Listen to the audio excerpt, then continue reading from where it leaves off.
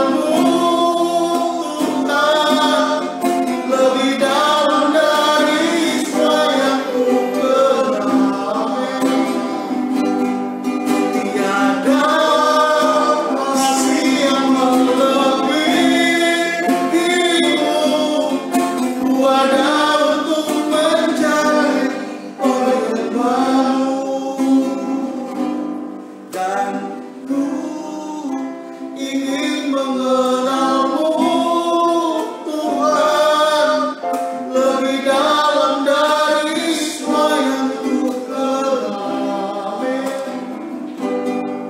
Tiada kasih yang melebihimu, ku ada untuk menjadi penyembahmu.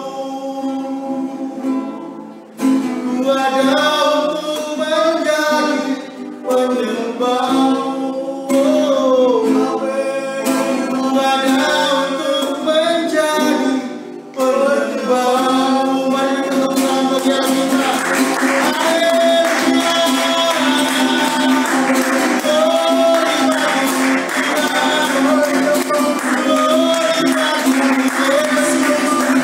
Haleluya.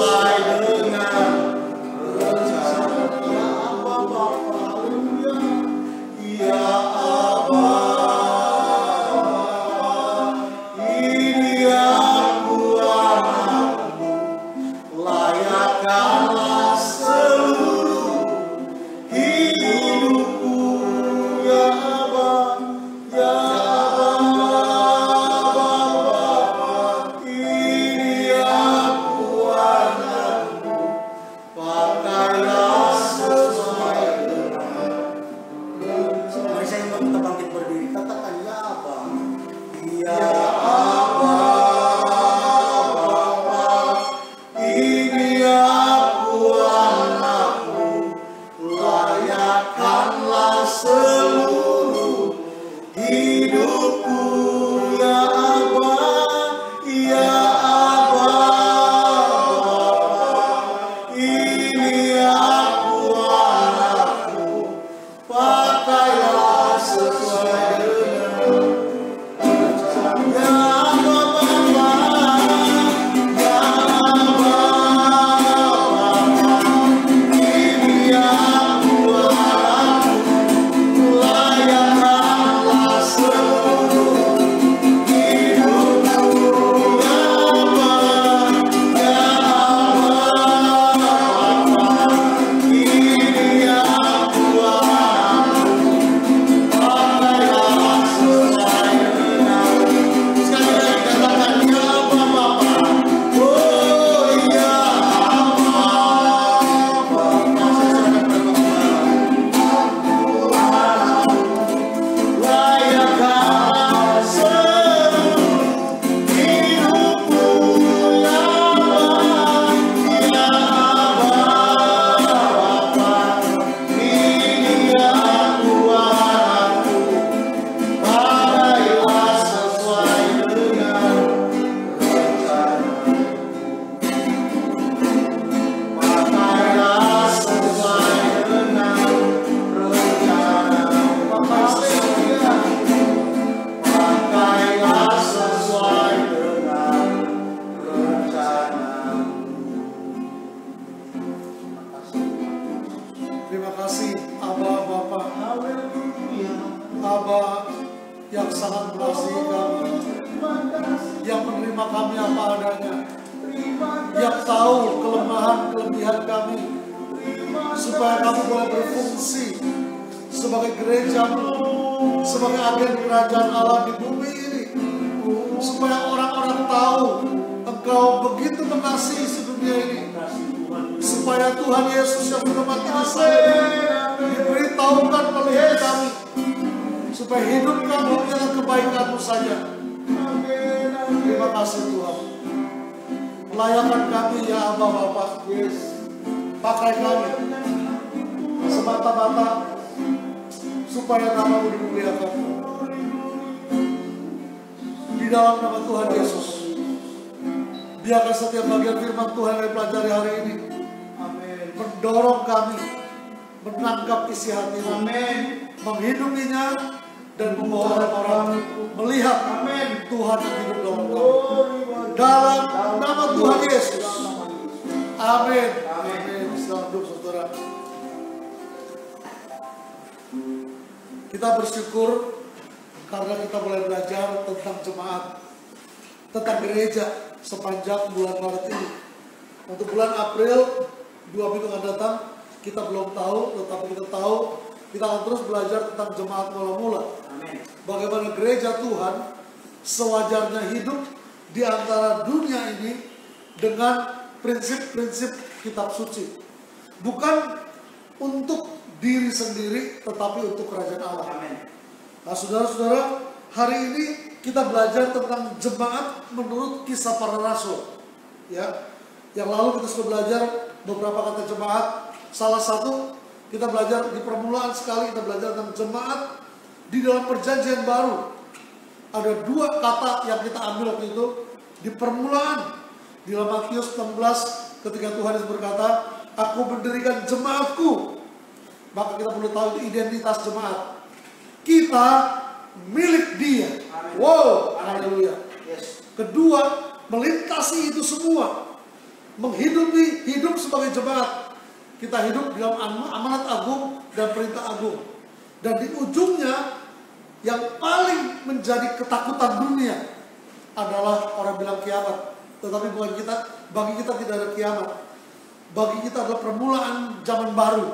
Permulaan ketika sangkakala Allah berbunyi dan Yesus dalam kemuliaannya datang sebagai Raja segala Raja.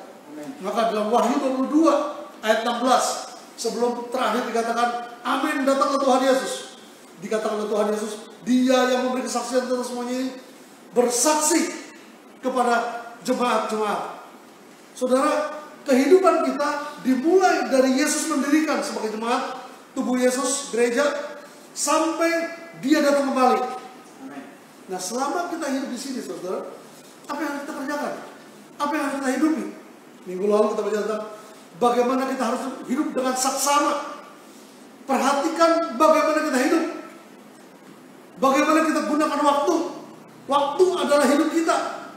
Kalau hidup kita bukan uang, bukan pekerjaan, bukan yang lain, tetapi waktu. Selama ada waktu, ada hidup.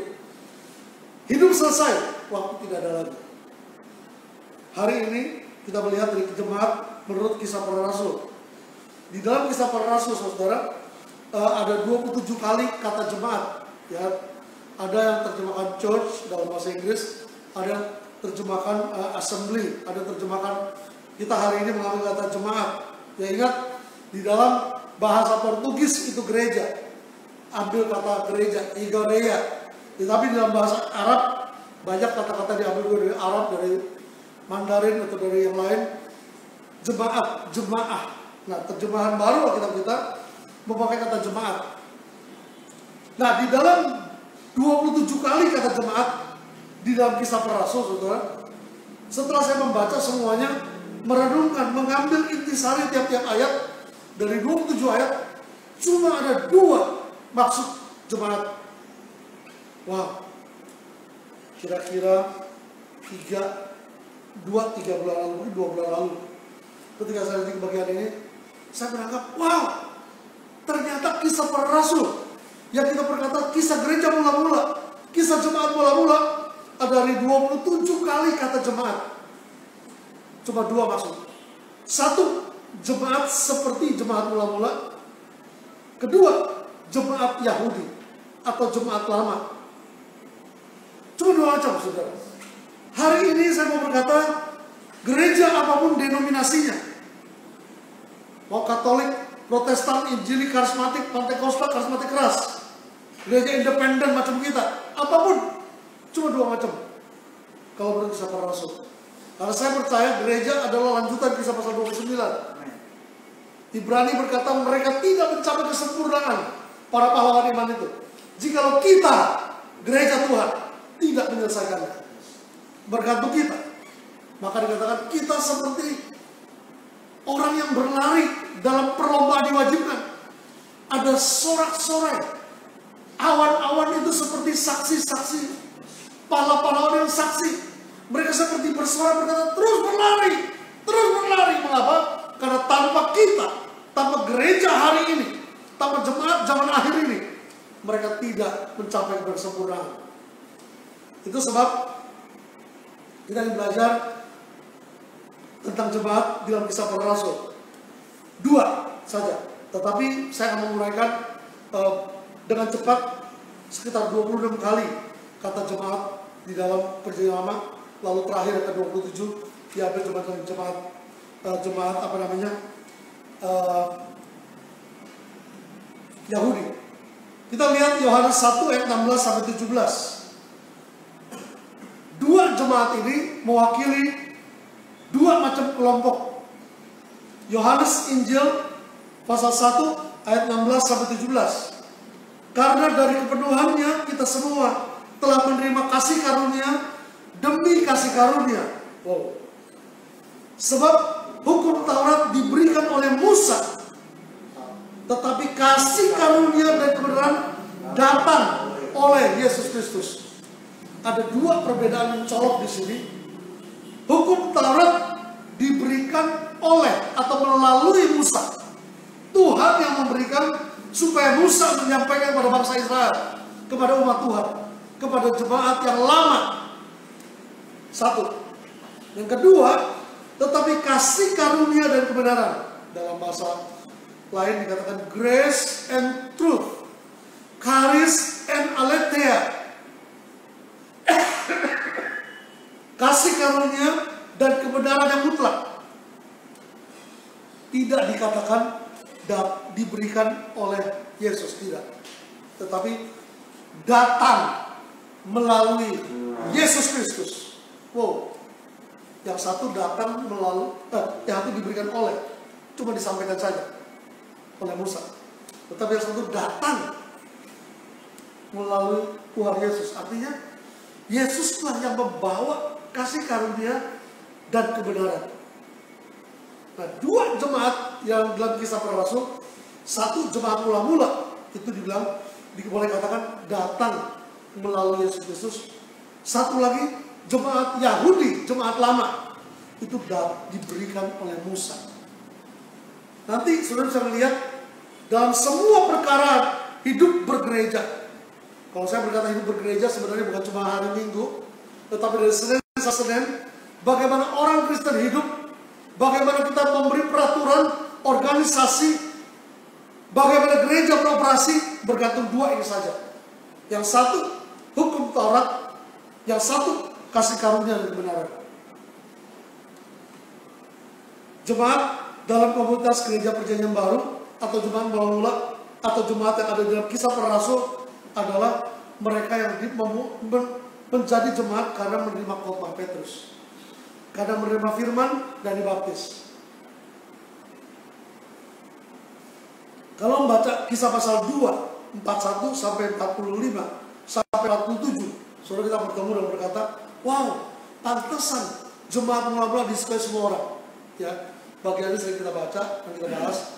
Saudara bisa baca sendiri Kisah 2, 41 sampai 47. Hidup jemaat mula-mula seperti apa? Mereka punya 3 kegiatan saja: bertekun dalam pengajaran Rasul, bertekun dalam doa atau berhubungan dengan Tuhan, bertekun dalam persekutuan yang otentik. Bukan cuma pecah roti, tetapi berani berbagi. Ini dahsyat, saudara. Nah, hari ini mari kita lihat beberapa hal kata jemaat yang muncul dalam Kisah Para Rasul. Yang pertama, pasal 5 ayat 11. Kisah Para Rasul 5 ayat 11, maka sangat ketakutanlah seluruh jemaat dan semua orang yang mendengar hal itu. Ini berkenaan dengan peristiwa Ananias Safira yang kasih persembahan, lalu separuh disimpan, separuh diberikan. Dibilangnya semua diberikan, padahal semua separuh dikorupsi. Saudara, perhatikan, ya saya tidak bahas tentang persembahan ini, tetapi perhatikan, kalau kita berjanji untuk memberikan kepada Tuhan, lalu memberikannya sebagian, lalu menipu dengan berkata sudah sepenuhnya, itu berarti menipu Roh Kudus, kata Petrus.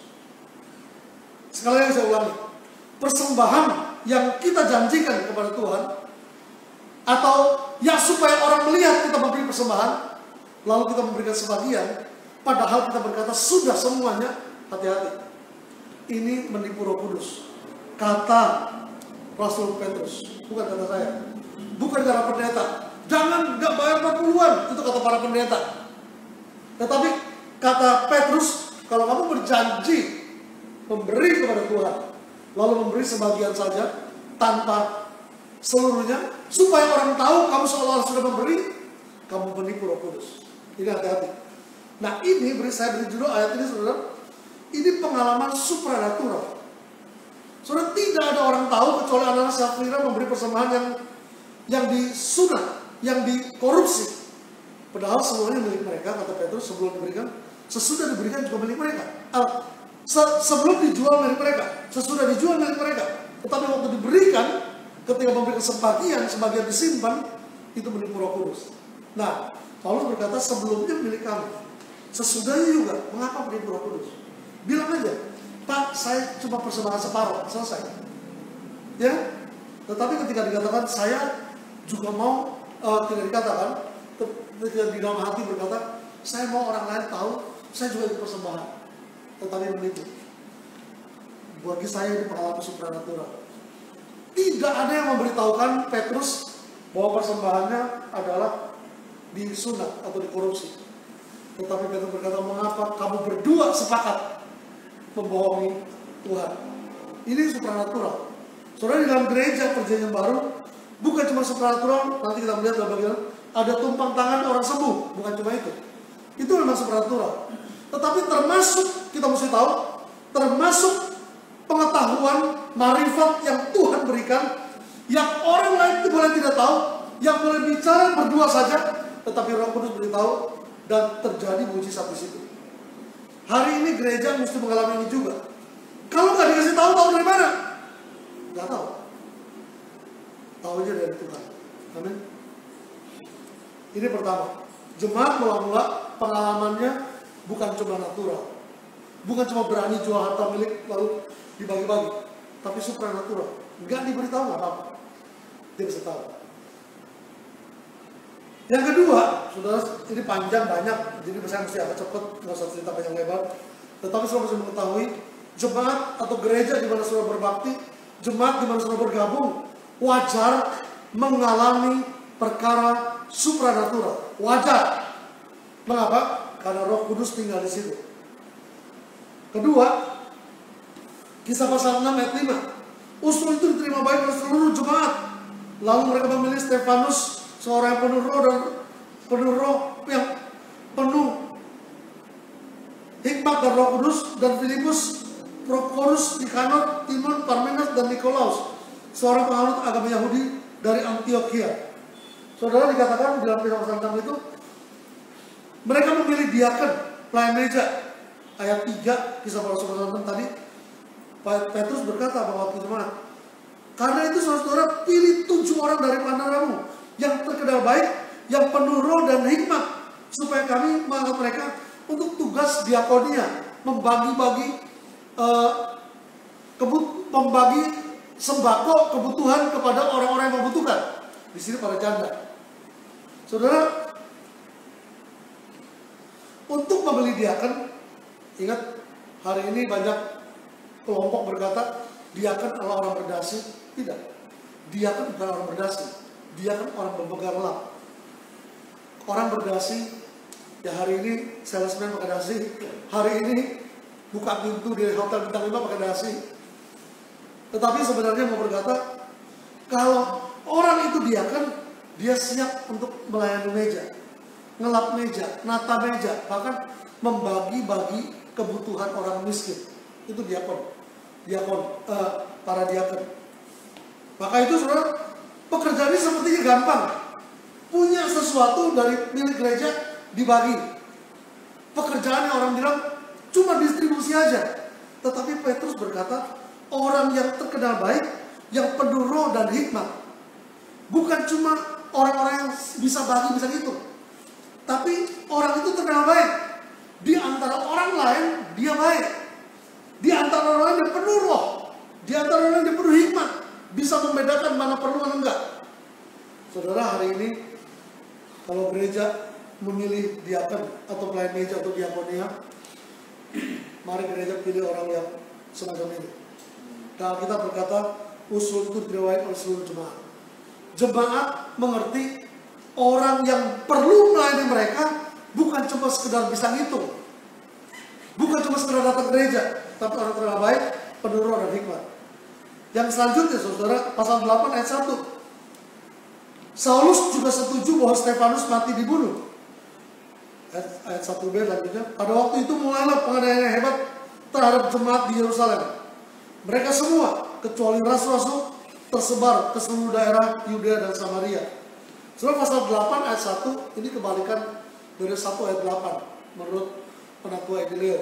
Beliau pernah berkata, kalau gereja tidak mau bersaksi dari Yerusalem, Yudea, Samaria sampai ujung bumi, maka Roh Kudus akan mengizinkan, Tuhan mengizinkan penganiayaan, sehingga tersebarnya bukan karena dorongan Roh Kudus, tapi karena melarikan diri, karena terpaksa dianiaya. 1 ayat 8 bisa Rasul, kalau Roh Kudus turun atas kamu jadi saksiku, Yerusalem, Yudea, Samaria, ujung bumi. Tapi jika lo tidak mau, kata Alkitab, mulailah penganiayaan dan kemudian tersebar ke seluruh daerah Yudea dan Samaria dan seterusnya. Selanjutnya mau berkata, jemaat mula-mula bisa jadi mengalami aniaya. Bukan bisa jadi karena tidak mau bersaksi seperti tadi dikatakan oleh Edileo, tapi bisa juga hanya karena iman mereka. Saya percaya sekalipun mereka tetap bersaksi, tetap dianiaya. Sekarang tetap bersaksi dengan kuasa, tetap dianiaya. Buktinya nanti lihat Yohanes dan Petrus semua orang lumpuh di pintu bait Allah juga dianiaya, ya kan? Jadi nggak ada alasan. Nanti pasal-pasal di bawah lihat, saudara. Ya, ada penganiayaan jauh. Pasal 8 ayat 3. Tetapi Saulus berusaha mendengar jemaat itu Dan ia masuk rumah demi rumah untuk menyeret laki-laki dan perempuan keluar dan mereka untuk dimasukkan dalam penjara. Itu pasal 8. Kemudian kalau lihat di dalam penganiayaan itu pasal 12 ayat 1. Kira-kira pada waktu itu Raja Herodes mulai bertindak dengan keras terhadap beberapa orang dari jemaat. Ayat 2, pasal 12 ayat 2 dan 3. Ia menyuruh membunuh Yakobus, saudara Yohanes, dengan pedang. Ketika melihat bahwa hal itu menyenangkan hati orang Yahudi, ia melanjutkan perbuatannya dengan menyuruh menahan Petrus. Saudara lihat, ya kalau tadi dibilang kemungkinan alasannya adalah tidak ada alasan sebenarnya, mereka pokoknya dianiaya saja, dikejar ke rumah-rumah. Tetapi demi menyenangkan hati orang, pemerintah Herodes waktu itu, orang Yahudi yang perwakilan dari pemerintah Roma, itu menganiaya juga gereja. Mengapa? Demi menyenangkan orang Yahudi. Jadi ingat saudara, bisa tanpa alasan kita gereja Tuhan dianiaya. Jemaat Tuhan siap sedia. Kisah para Rasul berkata, Surat Timotius berkata, kalau kita mau hidup beribadah kepada Tuhan, kita siap sedia untuk dianiaya. Siapa yang aniaya? Sekarang di negara merdeka semacam ini, betul merdeka tapi barbar juga, karena ada perang Ukraina, dibombardir, bukan perang sebenarnya, dianiaya oleh Rusia tanpa pertolongan manusia. Ini barbar, sama saja dengan masa zaman batu. Kita berdoa di dalam nama Yesus supaya orang-orang jahat yang berbuat dengan terang mati dihentikan dalam nama Yesus. Kalau tidak berhenti, orangnya berhenti dalam nama Yesus. Siapapun dia, termasuk Presiden Putin. Saudara, itu sebab hari ini kita berkata, kalau kita dianiaya, wajar. Karena ada demikian. Bukan berkaitan dengan Ukraina dan Rusia, tapi hari ini kalau gereja dianiaya, wajar. Siapa yang aniaya? Saudara, pertama-tama yang aniaya adalah orang-orang jemaat lama, bukan jemaat yang mula-mula. Nanti kita lihat. Saudara.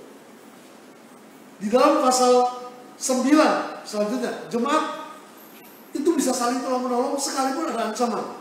Pasal 9 ayat 30 dibilang begini. Akan tetapi setelah hal itu diketahui oleh saudara-saudara anggota jemaat, mereka membawa Paulus ke Kaisarea dan dari situ membantu dia ke Tarsus. Ada ancaman? Ya. Ada ancaman? Ya. Intimidasi? Ya. Tetapi anggota jemaat membawa Paulus sampai ke Tarsus. Saudara, dalam keadaan sulit sekalipun, kalau saudara jemaat, maka bisa saling tolong-menolong. Sekalipun ancamannya nyawa sendiri. Pasal 9 ayat 31. Selama beberapa waktu jemaat di seluruh Yudea, Galilea, Samaria berada dalam keadaan damai. Jemaat itu dibangun dan hidup dalam takut akan Tuhan. Jumlahnya makin bertambah besar oleh pertolongan dan penghiburan Roh Kudus. Saudara, menarik. Kalau jemaat bisa dalam keadaan damai, punya shalom, saudara. Hari ini di setiap perkumpulan ketemuan orang Kristen pakai shalom, saudara. Sekarang saya sudah biasa juga kalau telepon, selesai telepon, shalom Pak, shalom, oke, tutup telepon. Ada damai sejahtera, ya kan? Udah jadi shalom, udah jadi ucapan umum.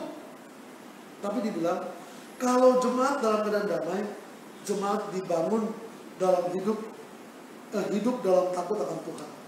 Wow.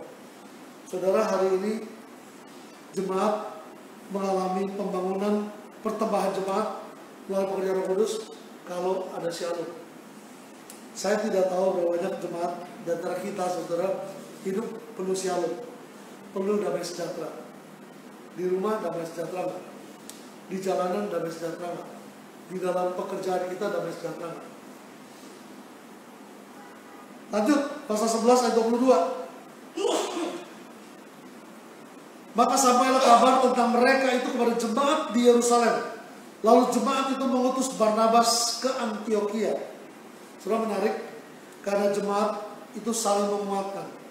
Jemaat Yerusalem tahu sesuatu kebutuhan di Antiokhia, mereka mengutus Barnabas ke Antiokhia, ke jemaat di Antiokhia. Antara jemaat, saudara, bukan cuma saling menolong pribadi, tapi juga menolong antar jemaat. Antara gereja lokal, jemaat lokal, dengan jemaat lokal saling menolong. Sudah hari ini jemaat Kelapa Gading menolong apa kepada Pati dan Bogor? bukan cuma itu. Itu satu merek kebetulan. Tetapi bagaimana kita menolong jemaat yang sekitar kita? Saya masih ingat satu kali satu khotbah, saya khotbah satu daerah, satu gereja denominasi, lalu di seberangnya ada gereja denominasi lain. Waktu itu bilang begini, bagaimana kalau kita berbuat baik kepada gereja di seberang? Saudara, tidak satu orang pun memperlihatkan wajah pengen, kaku, lihatin saya. Saudara, karena saya pikir kalau dia denominasi lain, kalau dia lain merek sama kita, lain ajaran sama kita bukan brother and sister, bukan. Dia orang lain. Tapi kalau satu denominasi, oh ini mengerikan. Jemaat saling menguatkan bagaimana? Kalau kita tahu dia jemaat Tuhan, kita jemaat Tuhan. Saya mau beritahu sekarang, saudara. Ada seorang saudara beritahu saya di WA, Pak Roni, saya sejak sekarang ibadah di gereja lokal anak. Maksudnya dia tidak lagi ikut online di kita, dia belum pernah online tapi online. Dan memang sejak itu dia nggak ikut online lagi. Saya berkata, puji Tuhan, Pak, silakan bertumbuh di sana. Kapan Bapak ada perlu, kontak saya. Saudara yang kasih Tuhan, saya berkata, kalau berkata ada satu jemaat lokal lain, silakan. Nggak jadi soal, saudara. Yang jadi soal adalah, kalau kita berkata, nggak boleh, harus kemari. Mengapa? Ini mengerikan. Teman-teman berkata, kenapa ya para gembala kebakaran jenggot? Padahal sekarang ada jenggot. Kalau jemaatnya pindah, yang satu berkata dengan terang, yang pindah kalau orang miskin nggak jadi soal. Kalau yang pindah orang kaya jadi soal. Kenapa? Perpuluhannya itu pindah. Wow, celaka. Saudara boleh pindah kemana saja, asal itu gereja Tuhan, jangan gereja setan, jangan pindah iman. Saya akan dukung. Kita akan berdoa untuk saudara. Nggak jadi soal. Kecuali itu bukan gereja Tuhan. Dan bahkan kita bisa sedia bantu apa. Saya masih ingat saudara, ketika ada kebutuhan di jemaat yang lain, kita berkata, apa yang kita bisa bantu? Jemaat New Testament Church Kelapa Gading kecil, uangnya juga nggak boleh bilang sedikit sekali. Tetapi saudara, kita mau membantu kalau boleh mesti bantu. Mengapa? Karena kita tahu jemaat perlu saling menguatkan. Doakan, nggak tahu kapan NTC mau gabungan rame-rame retret. Ya, dan sistemnya akan dipakai tetap kalau buat saya. Tidak ada iuran, ada aja persembahan. Tidak ada bayar kontribusi, ada aja persembahan. Nggak usah pakai daftar 600.000, nggak usah. Ya kan? Kalau saya punya 12 juta, bisa untuk 20 orang, silakan. Amin. Itu cara gereja mula-mula, ya bukan urunan. Urunan itu gaya arisan, bukan gaya gereja. Jemaat adalah murid yang belajar dalam hidup Kristus. Pasal 11 ayat 26 Kisah Para Rasul berkata, mereka tinggal bersama-sama dengan jemaat itu 1 tahun lamanya sambil mengajar banyak orang. Di Antiokhia lah murid-murid itu untuk pertama kali disebut Kristen. Saudara, disebut Kristen bukan soal dia adalah orang Kristen, tapi dia adalah murid. Dibilang begini, mereka tinggal bersama-sama jemaat itu 1 tahun. Di Antiokhia, murid-murid itu disebut Kristen untuk pertama kali. Saudara Kristen, maka saudara adalah murid Yesus. Enggak, saya mengikuti Yesus doang, adalah murid Yesus. Saya orang gereja doang, adalah murid Yesus. Nggak ada pilihan. Jadi murid Yesus atau tinggalkan Yesus. Jangan, saudara. Saya sampai hari ini sejak mungkin sekitar 4-5 tahun terakhir, kalau ada teman ditabiskan menjadi pendeta, menjadi gembala di satu gereja lokal, saya selalu kirim kalimat yang nggak boleh nggak kirim ini. Setelah bla bla bla bla bla bla, di ujung tetap ikut Tuhan Yesus ya. Mengapa? Karena saya tahu banyak orang setelah menjadi pendeta kemudian menjadi ikut denominasi, ikut merek gerejanya, ikut kelompok itu, nggak bisa yang lain. Bukan, kita bukan hamba gereja, kita hamba Yesus Kristus. Kalau mau jadi murid, kita sebut Kristen. Kalau bukan murid, kita bukan Kristen. Mengapa Kristen? Karena cocok dengan Yesus Kristus. Siapa berkata dia berada di dalam Yesus, dia wajib hidup sama seperti Yesus telah hidup. Kristen. Itu definisinya. Pasal 12 sudah dianiaya. Lalu setelah dianiaya, ada doa menjadi senjata atau kekuatanku sebagai jemaat. Pasal 12 ayat 5. Demikian Petrus ditahan dalam penjara, tetapi jemaat dengan tekun mendoakannya kepada Allah. Saudara mesti tahu bahwa gereja kekuatannya itu bergantung kepada Kristus. Hari ini saya ingat ada beberapa peristiwa di mana sepertinya kalau kita kenal orang berkuasa, kenal orang berpangkat, kita bisa lebih aman sedikit. Enggak pernah. Karena di atas langit ada langit. Di atas orang berkuasa lebih berkuasa. Kalau orang berkuasa yang kita menjadi andalan kalah berkuasa oleh orang lain, atau orang berkuasa yang malah menganiaya kita, nggak bisa. Maka senjata kita, kekuatan kita, pegangan kita doa. Petrus dianiaya, nggak ada pembelaan. Alkitab berkata mereka berdoa. Saudara ingat di dalam peristiwa Yesus disangkal oleh Petrus, Alkitab berkata Petrus bisa masuk ke pelataran pengadilan. Kenapa? Ada orang kenal penjaga pintu, maka bisa masuk. Ada koneksi, saudara, bisa masuk. Apakah mau minta tolong dia? Petrus ditahan. Dia coba jaga pintu, saudara. Enggak bisa. Kita kenal jenderal anu, kita kenal pejabat anu. Percuma, saudara. Maka hari ini gereja mesti kembali kepada kitab suci berkata, kekuatan kita, kekuatan khusus kita, kekuatan yang sungguh-sungguh ada dalam doa. Kalau saya belajar tentang kisah para rasul, kisah 12 belajar doanya, isinya sudah indah sekali. Ya. Kemudian selanjutnya, pasal 13 ayat 1. Gereja memiliki 5 jawatan. Nah ini saya mesti berkata dengan jujur. Kisah para rasul 13 ayat 1. Pada waktu itu dalam jemaat di Antioquia, ada beberapa nabi dan pengajar. Barnabas dan Simeon, Lukius, Menahem, dan Saulus. Di sini tidak sebut 5 jawatan, tapi Saudara Efesus berkata demikian. Ada rasul, ada nabi, ada gembala, ada pengajar, ada penginjil. Ada 5 jawatan. Hari ini gereja mula-mula perlu kembali kemari. Kita perlu mengaktifkan para rasul, para nabi, gembala, salah satu dari pemimpin gereja, lalu penginjil, lalu guru. Di beberapa gereja 2 ini dibuang. Nabi dan rasul sudah tidak ada. Kenapa? Karena Alkitab berkata gereja dibangun di atas sejarah para rasul dan nabi. Dan sedangkan Alkitab sudah komplit. Saya mau berkata dengan jujur, tidak ada ayat berkata rasul dan nabi berhenti.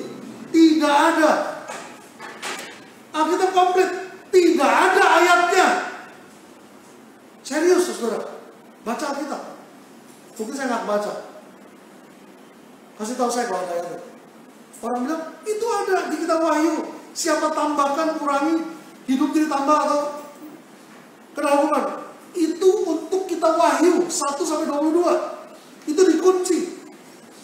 Wahyu nggak ada Wahyu 23. Kenapa? Sebenarnya nggak ada pasal karena dalam zaman Alkitab zaman perkamen tulisan terus. Setelah dinomori diberi pasal ayat 1-22 selesai. Dikunci. Untuk khusus kitab Wahyu. Ketika Paulus berkata pasal grape theopneustos, itu Yunani, segala tulisan dihilangkan Allah. Itu dia bicara bukan soal PB, dia bicara PL, Kejadian sampai Maleakhi, 39 kitab. Perjanjian baru tidak ada keterangan satupun ayat itu adalah Alkitab. Itu adalah di bagian kitab suci. Alkitab menerangkan Alkitab, begitu kata para sarjana teologi. Tapi kita tidak berbuat demikian. Kita berkata dengan logika kita, kalau Alkitab selesai, artinya Rasul dan Nabi tidak ada. Tidak ada. Alkitab tidak ada demikian. Tetap harus ada. Buktinya mana? Termasuk dalam Kisah Para Rasul. Mereka berkata, Rasul sudah tidak ada. Paulus, Rasul yang tambahan, khusus, spesial. Kata Petrus, harus ditambahkan kepada kami bilangan 12 Rasul, orang yang bersama Yesus hidup. Apalagi Matias, diundi kan? Tetapi Kisah Para Rasul berjalan setelah Pentakosta 1, 2, 3, 4, 5, 7, 8, 9. Kita berkata Yesus menamakan diri pada Rasul kepada Saulus jadi Rasul. Berarti Rasul tambahan, Rasul ke-13. Dan dia menerobos banyak aturan gereja lama, jemaat lama, supaya menjadi gereja perjanjian baru. Itu Paulus. Dia menulis 20, dari 27 kitab perjanjian baru, kalau kita setuju, ada 14 kalau termasuk Ibrani. Lebih separuh jumlah kitab dia tulis. Mengapa? Karena Tuhan khusus memilih Rasul ke-13, bukan 12. Kemudian Nabi, kita berkata Yohanes Pembaptis Nabi terakhir. Siapa bilang? Kisah Para Rasul 13, Yohanes Pembaptis sudah tidak ada sejak kapan?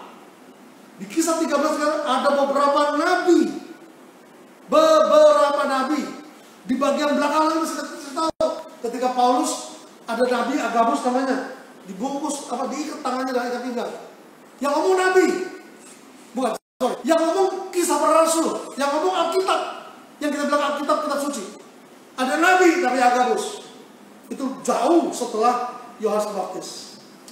Hari ini gereja mula-mula, mari berkata, kami punya rasul, kami punya nabi, kami punya gembala, kami punya penginjil, kami punya guru selevel. Hari ini mengeri menjadikan, saudara. Guru, penginjil, guru, pendeta, gembala itu level. Kalau orang lulus STT dapatnya evangelis di kelompok tertentu. Lalu ditabis jadi guru Injil. Lalu nanti ditabis kalau gereja lain ada pendeta muda, pendeta pembantu. Lalu terakhir pendeta penuh. Di NTC kita cuma punya 2. Pendeta muda, orang yang belum pernah ditabis, katakanlah dia bantu, satu lagi pendeta, selesai. Mestinya kita punya yang lain berarti. Ya, kita belum mengerti gimana caranya. Kita mesti punya rasul, nabi, gembala, penginjil, guru. Ini selevel. Ini boleh kata bisa menjadi board of elder, kumpulan penatua yang dikatakan inilah pemimpin gereja. Kisah 14 ayat 23. Di tiap-tiap jemaat, rasul-rasul itu menetapkan penatua bagi jemaat. Siapa penatua? Mereka pemimpin. Pasal 20 ayat 28. Karena itu jagalah dirimu dan jagalah seluruh kawanan. Karena kamulah yang ditetapkan Roh Kudus menjadi penilik untuk menggembalakan jemaat Allah yang diperoleh dengan darah anaknya sendiri. Siapa itu? Mereka. Pasal 20 itu para penatua. Maka pemimpin gereja adalah bukan diaken. Para pemimpin gereja adalah para penatua. Siapa para penatua? Mereka bisa jadi rasul, bisa jadi gembala, bisa jadi nabi, bisa jadi guru, bisa jadi penginjil. Tetapi mereka adalah orang ditunjuk oleh para rasul permulaan gereja ini menjadi para pemimpin. Maka di permulaan New Testament Community mulai, saya berkata, kita pengurus gereja waktu itu adalah BOE, Board of Elders, kumpulan, grup penatua. Ini apa sih? Apa kata kita? Bukan majelis gereja, bukan. Tidak ada sidang majelis. Yang ada adalah kesehatian para penatua. Hari ini NTC dipimpin oleh siapa? Oleh penatua. Oleh saya, bukan. Kebetulan karena saya yang paling aktif sekarang, ya kan? Saya. Tapi kita punya board of elder, kelompok penatua. Ini pemimpin gereja. Jemaat juga memiliki pertemuan. Kisah pasal 14 ayat 7 yang kita sudah tahu lah ya. Lalu pasal 15, ada orang-orang yang mengerti dalam kebenaran dan jemaat, dan mereka berani bersoal jawab. Pasal 15 ayat 2, sehingga muncul sidang pertama di Yerusalem. Kisah 15 ayat 2 berkata begini, tapi Paulus dan Barnabas dengan keras melawan dan membantah pendapat itu. Orang harus disunat. Ditetapkan supaya Paulus, Barnabas dan beberapa orang lain dari jemaat pergi ke rasul-rasul dan seterusnya. Ya, pasal 15, pasal 16 diberitahukan tentang jemaat harus lepaskan diri dari sunat, jauhkan diri dari binatang haram, dari perzinahan, cukup. Nah, isinya membangunkan, menguatkan, karena itu penuh kasih karunia dan kebenaran. Saya lompat kepada dua bagian terakhir sebelum masuk bagian terakhir sekali. Jemaat adalah saudara, bukan sekedar teman gereja. Hari ini kita mesti buang istilah teman gereja. Kalau saya berkunjung ke tempat pariki, jangan bilang ada teman gereja, jangan. Ada saudara. Dulu saya tahu tempat saya melayani pertama dulu panggilnya brother and sister, saudara. Tapi entah kapan ikut dalam keadaan panggilan duniawi, teman. Siapa tuh? Teman gereja? Bukan. Teman sekolah? Ya. Teman basket? Ya. Teman arisan? Ya. Tapi orang gereja bukan teman. Mereka adalah brothers and sisters, saudara-saudara. Kisah 18 ayat 22. Sampai di Kaisarea dan setelah naik ke darat memberi salam kepada jemaat. Berangkat dan seterusnya. Pasal 20 menyuruh orang supaya penatua datang ke Miletus. Pasal 28 ayat 14. Ini terakhir, sebelum kita lihat terakhir sekali. Di situ kami berjumpa dengan anggota-anggota jemaat. Saudara, ini adalah bicara kita berjumpa, tinggal bersama, dan atas undangan mereka kami tinggal 7 hari bersama mereka. Setelah itu berangkat ke Roma. Itu Paulus dan kawan-kawan dan tim. Saudara, jemaat itu apa?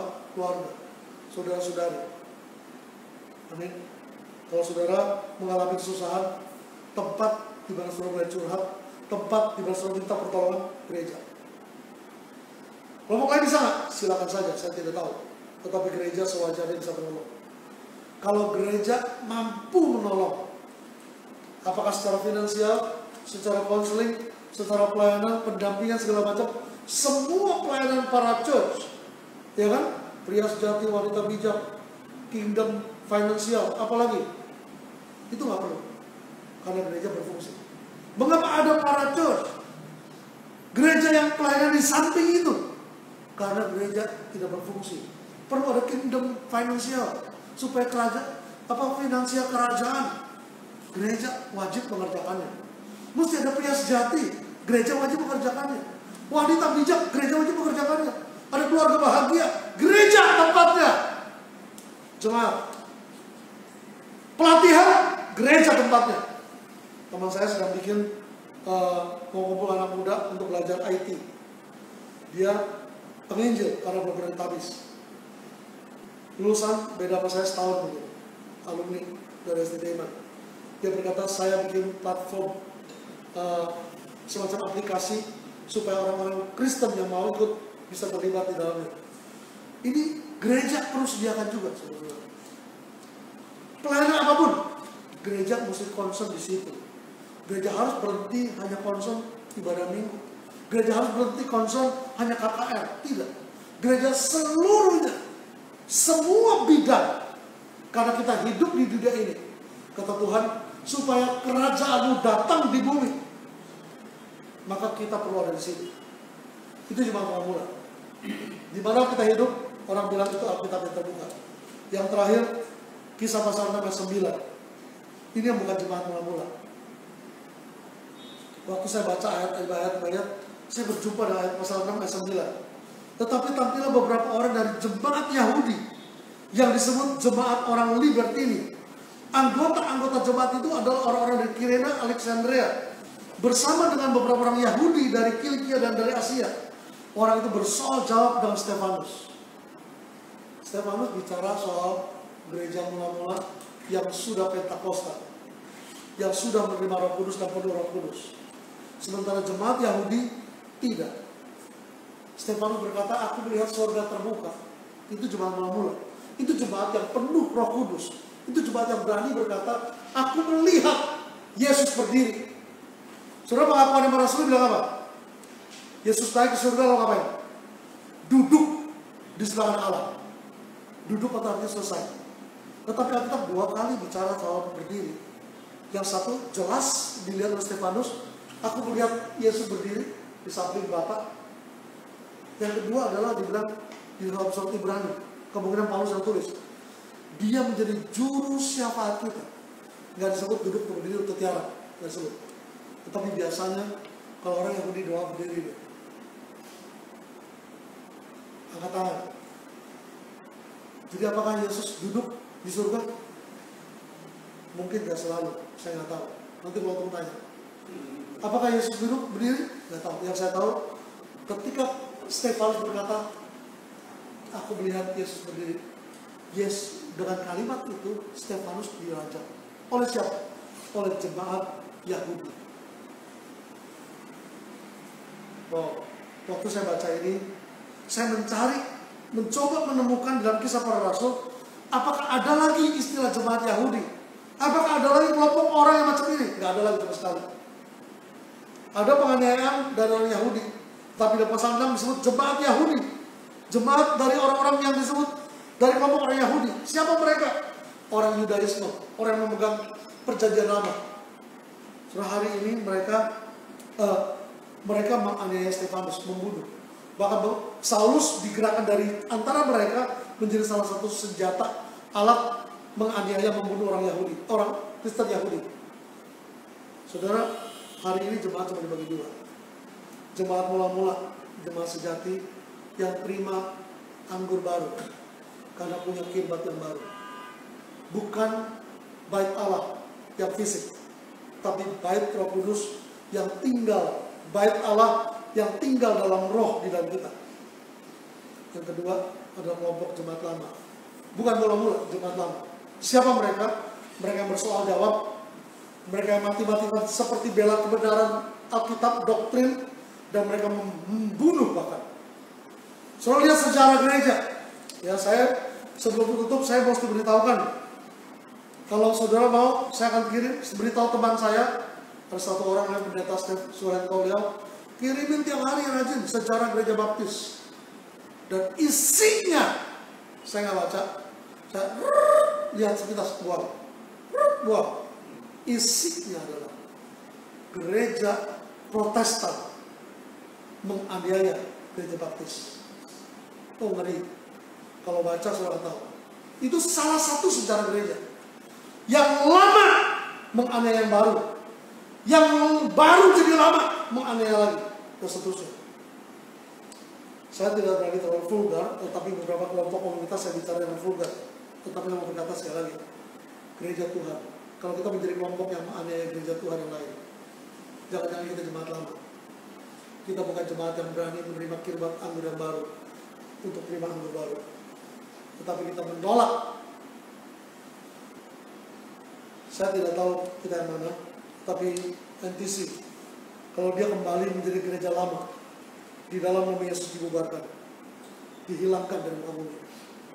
Tapi kalau dia mau ikut di jemaat mula-mula, dia mau ikut menjadi kirbat baru yang menerima anggur baru, mari kita hidupi. Sampai kapan? Sampai kita pulang, sampai selesai. Mari kita berdoa.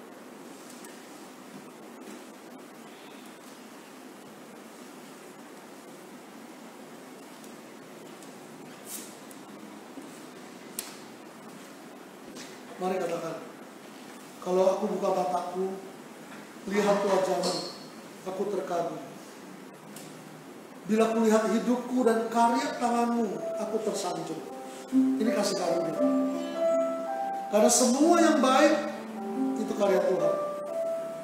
Engkau beri kesempatan, supaya kita bisa memuliakan Dia.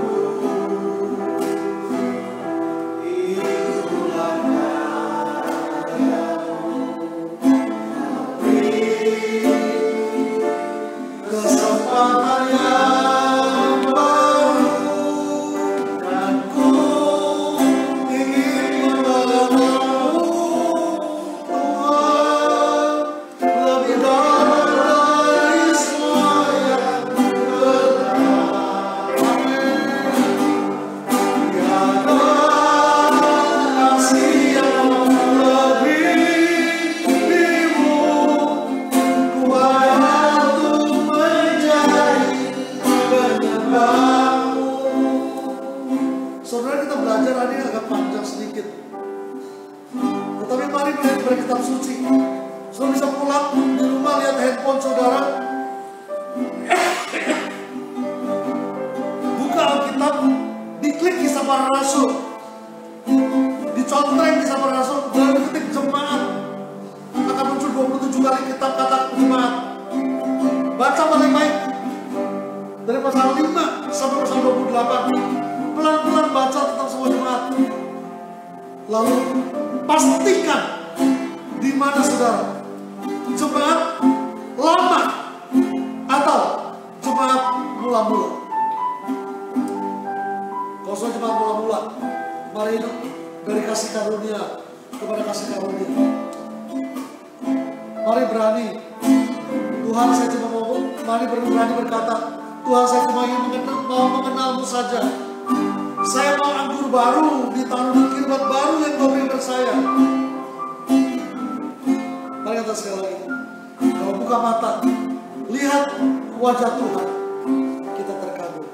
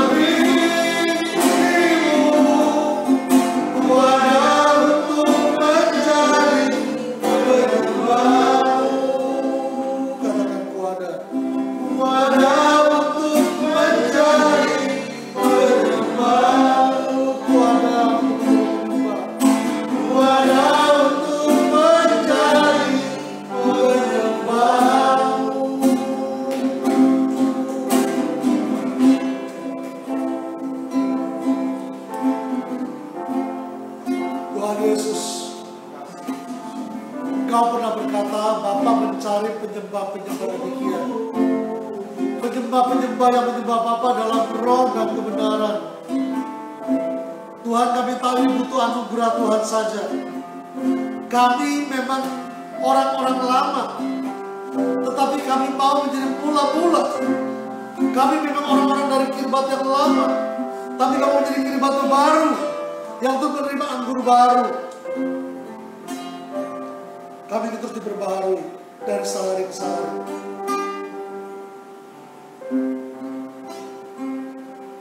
Saudara, setiap saudara yang mau berkata saya diperbaharui sehari ke sehari, alami dia. Dia hadir dalam hidup saudara secara pribadi. Alami ketika saudara disembuhkan, dipulihkan, diberikan jalan keluar, diberikan segala yang baik dalam nama Yesus. Sehingga kita menjadi berkat. Menjadi berkat besar bagi orang sekitar kita. Pertama-tama bagi pasangan kita, bagi anak orang tua kita, bagi orang-orang yang dekat dengan kita. Terus mengalir ke Yerusalem, Yudea, Samaria, sampai batas yang Tuhan tetapkan. Supaya datanglah kerajaan Allah di bumi Indonesia seperti di surga. Terima kasih Tuhan. Terima kasih. Mari alami dia. Mari menjadi jemaat mula-mula. Mari menjadi jemaat sebagai kirbat anggur baru, yang terima anggur baru, yang sedia menerima segala sesuatu kemungkinan yang dibukakan oleh Roh Kudus.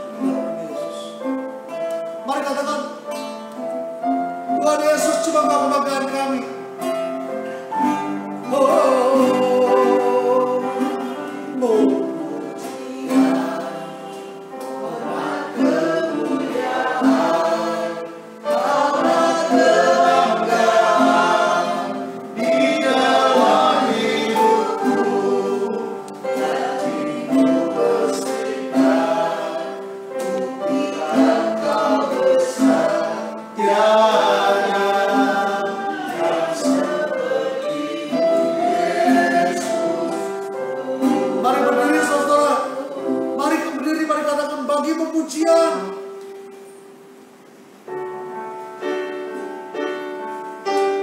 Pemujian, kemuliaan, Kaulah kebanggaan di dalam hidupku. Janjimu bersinar, buktikan Kau besar. Tiada yang seperti-Mu, Yesus Tuhanku. Katakan, tiada yang seperti-Mu, Tuhan Yesus. Tiada yang seperti-Mu, Yesus Tuhanku. Tiada yang seperti-Mu, Yesus Tuhanku.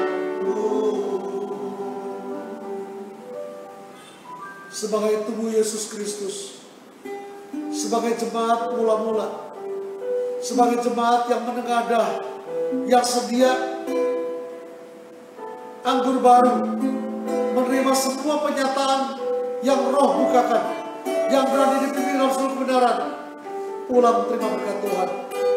Kasih karunia Tuhan Yesus yang melimpah-limpah itu, kasih Bapa yang tidak berubah, di dalam kuasa Roh Kudus yang menerobos semua tradisi, yang menerobos segala ketidakmungkinan, turun atas kita sekalian hari ini sampai kita berjumpa muka dengan muka dengan Tuhan Yesus. Haleluya, amin.